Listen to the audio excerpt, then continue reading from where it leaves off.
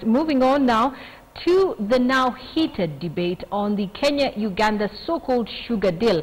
Some members of parliament from central Kenya have defended the sugar deal between Kenya and Uganda that it was signed by President Uhuru Kenyatta during his trip there last weekend. This is after opposition members from CORD and leaders from Western Kenya accused the president of sabotaging the local sugar industry by signing the deal which will see Kenya import sugar cheaply from Uganda. The MPs from Kiambu, Murang'a and Nyeri said that the East African trade policy allows for the imports and exports of commodities.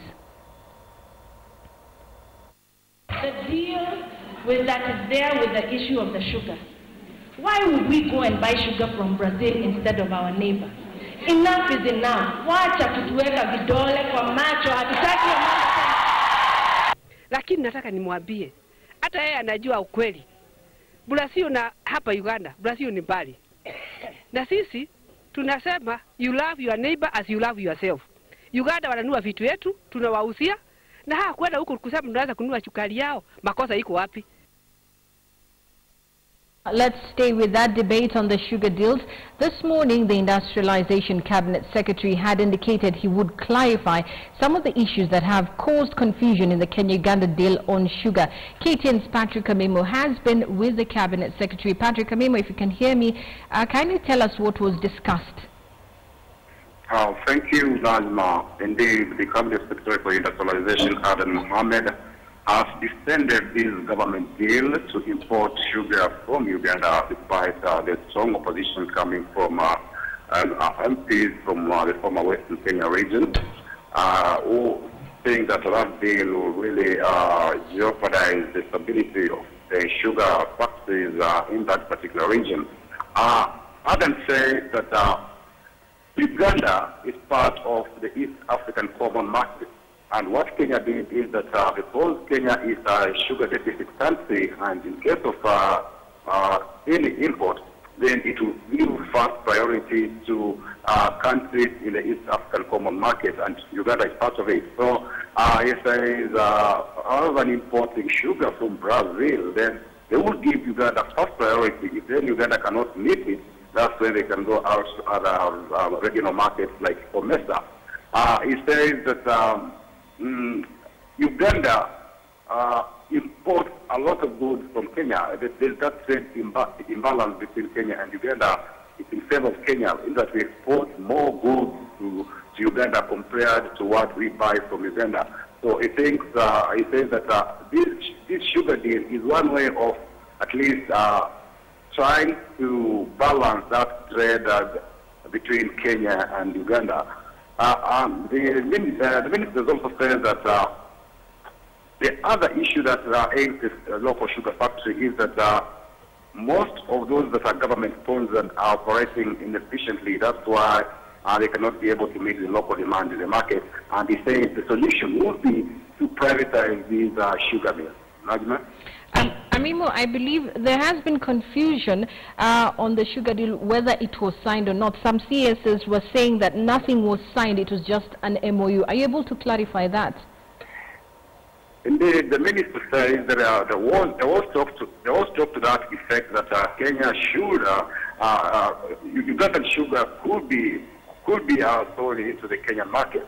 So the Cabinet Secretary has confirmed that deal is on, and Uganda is free to export its sugar surplus into the Kenyan market, given that it's part of the East African Common, is a member of the East African Common Market and a country of the East African Community. So he says the other nations that may be talking just about how to ensure that contraband goods or those sugar barons don't import sugar either from Brazil or other regional markets, maybe like a country like Egypt, which has sugar cheaply coming into the country in the guise of through Uganda. He says that will be a matter, if such suspicions are on, it will be a government-to-government talk to ensure that such malpractices do not occur. But on whether we have strict policies which can ensure that we check on people importing cheap sugar into the country, maybe through Uganda or even Tanzania as a member of the common market, he was not very, very clear on what measures the government would put in place to ensure that such malpractices do not occur, apart from saying that it should be a government-to-government talk. Amimo, the sugar farming in the country supports so many people, especially from the western region. The western MPs have been very vocal about this because cane farmers are mostly from that area. What do they stand to lose, the cane farmers in western region? Indeed, it is a very tricky matter, given that like the leading industry, sugar miller in Western Kenya, Murang'a, the other day we saw the president trying to bail it out with 1 billion shillings, which money is yet to be paid to those farmers. Because from what I understand, having talked with some of the MPs from that region, they say that that list has to be cleaned up first, because they say there are some fake farmers who want to be paid. So that list has to be scrutinized to ensure that before the payments are done, they are paying genuine farmers. But now, when it comes to the sugar industry, then it means that we need to have at least very, very tough measures put in place to ensure that these factories are protected. Because looking at sugar from Uganda, if come into the country cheaply, then and our local factories are not protected, then there's a serious danger that they might collapse. And maybe that's why I think there is that option where now the government is thinking to privatize these mills in order to let them be managed independently by private millers. Because according to the CS Aden Mohammed, he says that private millers have shown that they can produce sugar more efficiently compared to those that are government funded. Amimo, before I let you go, the Western leaders wanted to know the details, the nitty-gritties of that deal. Did the CS manage to give the details in the briefing? The CS was not very open on some of those issues, other than saying that we should allow trade between Kenya and Uganda to flourish.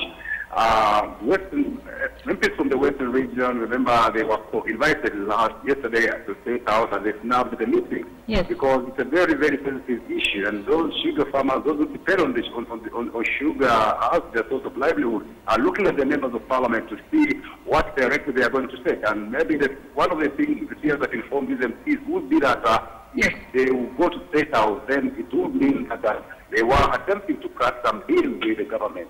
You see, it's a matter that is dividing both the government, the government side and the opposition are divided over this particular issue on how to handle it. Thank you very much. Patrick Amimo will be giving us details on that in our subsequent bulletins.